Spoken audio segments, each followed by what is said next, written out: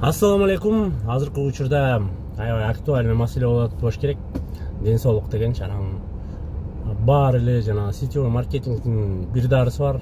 Ичсең өлүп бараткан жериңен тирилип кетесиң да. Любойнуку бар да, что интересно. Баарыныкы тең бар. Бириники бирине жакпайт. Но это не важно. Анан ошондой нерселер аябай көбөйдү.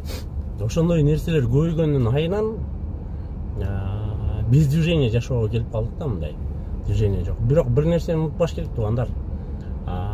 Кудай деген моунча мүчөнү жараткандан кийин ар бир мүчө өзүнүн функциясы бар, жана ошол по назначению кыймылдап турса гана ден соолук жакшы болот.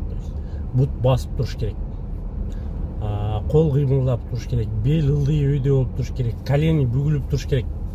Анан эгер ошолор кылынбаса деле, эгер кылынбай калса, укмуш эмес эле